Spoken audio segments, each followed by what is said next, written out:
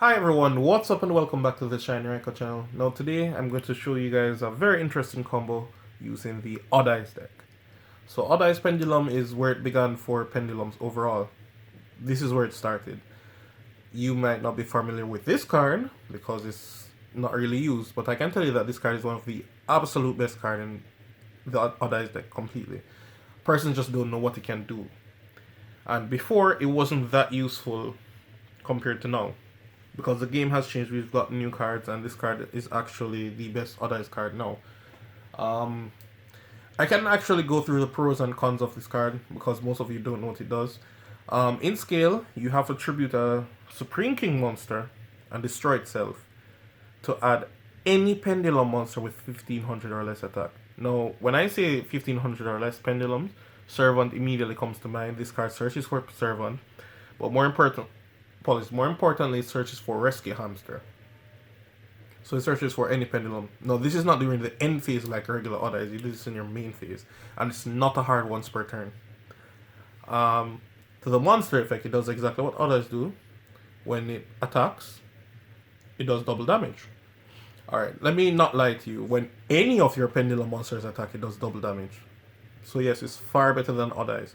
So you'll find that a lot of persons who are noobs, yes, they're noobs and they're not good because they play 3 regular Odd Eyes Pendulum Dragon, which is a brick. And you'd play 3 just because it goes into the theme of the deck. That's really horrible. Yet you wouldn't play 3 of this, and this is something you have to play 3 of. So I'm going to go and show you guys a very interesting combo using this card. It goes a long mile. Now, you obviously need Dark Worm to go along with it, but truth be told, I'm going to need my normal summon for this combo. Not that you can't do normal summons without doing it. You can do some dirty stuff. And you can add Arc Dragon. These 3 cards are the combos. But because I don't want to normal summon this, let's just find a way to get it into the graveyard to summon itself. So Shrine. There are plenty of ways to do this. You play Ravine, you play Shrine, you play Foolish, you play Pendulum Call. There's a lot of ways to get Dark Worm in the grave, so you shouldn't really worry about it. It's extremely consistent. Plus I play 3 Allures, Upstart. You should be able to find this. It's not the end of the world. Let's begin the combo. Now you're going to need these and 1 Pendulum monster. It doesn't matter what the Pendulum monster is, to be very honest. We can do full combo from here. Now, let's begin. So first up, you're going to Shrine, send Dark Worm. I'm going to do the combo at a bare minimum to see what the deck can really do on a minimum basis. Send Dark Worm effect, summon itself. Next effect, add gate 0. Now it's the time to scale up both of them. Use this, tribute. It tributes a cost, but it's not a cost to destroy itself as well. So it's vulnerable to a lot of things. So if they Ash here, you put your opponent on the belly. Because you can just summon 1 more and just do it again because it's not a hard once per turn. Or the biggest pro play is instead of summoning the second Dark Worm, you set it so the tributes and use the effect. It does not count towards Nibiru. So what we're going to do is tribute, pop, and we'll add Rescue Hamster. Now we'll get Arc effect to special summon. So this is where your any pendulum monster comes in play. In scale, effect fusion summon. So we fusion summon directly into our vortex. The vortex is live upon summon, so you cannot get Nibiru. That was the importance of doing all of this, to not get Nibiru. Other hand traps it doesn't bother in any shape or form. You play through Ogre, you play through Ash, you play through everything. It's just Nibiru the real killer. And from here, this time we can do everything we want to do. Normal summon Hamster effect. A lot of persons don't know this. Hamster is not a hard once per turn. That's really cool. Link with both of them into your Romulus. Romulus effect. Add your Ravine. We're going to Pendulum summon back these 2. Now, I said the pros of the card, by the way, but I didn't tell you the negative of Odd Eyes. The bad thing about this is because of the theme of the deck, he's a level 8 monster, so you don't see him back. However, Rebellion now exists, So you can actually pendulum someone in back, and it can actually cause real headache for persons because all of your pendulum monsters are going to be doing double damage. Now just imagine this doing double damage. Crazy, right? From here, we're going to link on up, piece the LP, and this is where the combo can divert into many things. I could have someone my Rocket here, and I would end on Boral Savage and Rusty, along with Heliopolis. But the thing is, I'd only get one Fog Blade. So I didn't really want to do the combo that way. So, next way, summon Brotar effect, pitch, targeting LP. We're going to add Red Eyes, banish Brotar,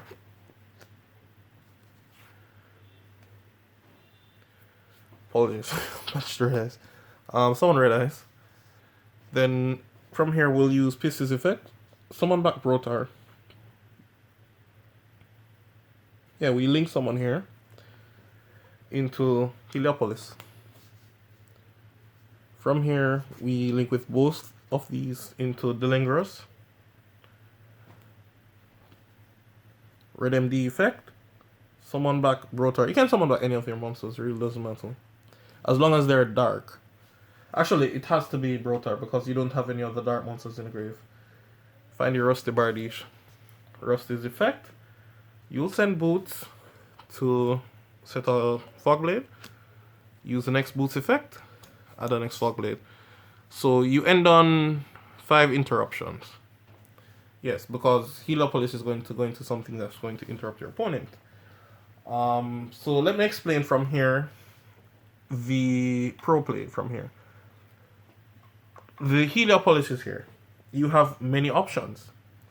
When you tribute, I am going to summon Aether to banish a card.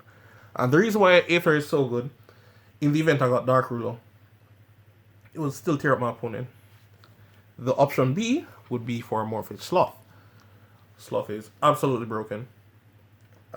Most decks would straight up lose at this point. Example, Virtual World, they have no way to handle this. If you negate the spell, they lose. That's it. You might not be able to negate the spell if they find Dark Ruler with it, but they still have to go to their battle phase, clear this. Remember that when they summon Dragoons, it's not going to can pop. So next turn you're going to go off like a mad lad. So that's a next thing you have to look on. And whenever you're ready, you can turn off Sloth with this. Whenever you are ready. However, for now, this is the play. A next interesting thing, because you guys are my subscribers and I absolutely love all of you, I'm going to show you a different route. You could have summon Heliopolis first, then summon your LP and Pisti, and you can use LP's effect. Summon Brotar pitch, because we only use 4 cards, so you'd have an extra card in hand. And target Heliopolis to add your Light and Darkness Dragon. And give your opponent help, but there's no consistent way to summon it because I would have used my normal summon already. Not to say that you can do this combo without normal summon, you really and truly can.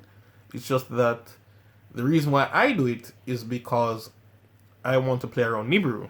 So I always summon this first, but you can make many things. I can make this easily. Like, 2 level 7 is like what? As in, I literally added Rescue Ham, so I could have added Harmonizing. I had any pendulum monster with 1500 or less. So there's a plethora of options.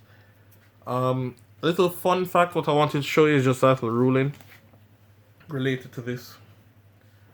So this is the board. Right?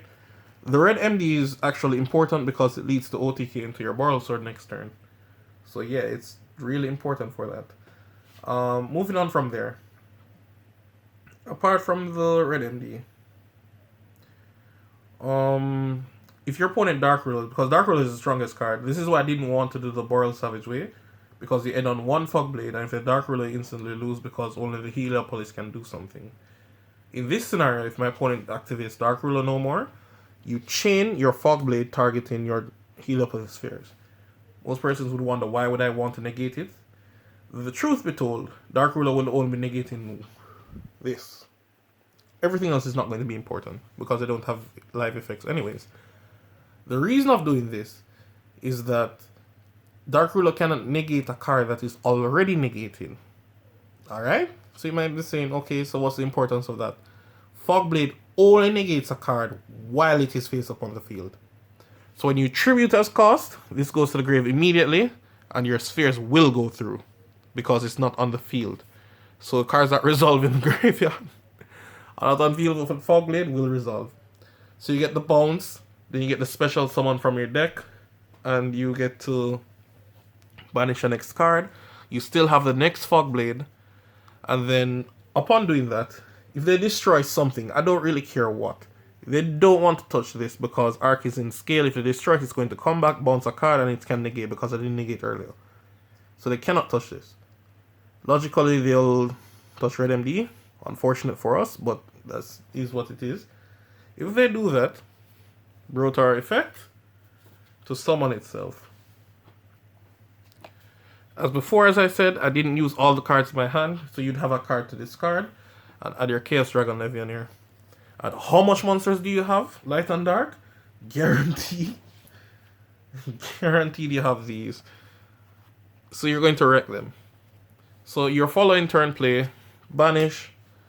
I don't recommend banishing... Yeah, you can banish the Red MD if you want. And the Spheres. Spheres is actually a mandatory there. And banish Dillingross. So this is your next turn if they do something to the Red MD. Because they can't touch the Vortex. And they still have a next negate. From here, you'll have to make a link play. I would strongly recommend you using this card. And this, because it will come back.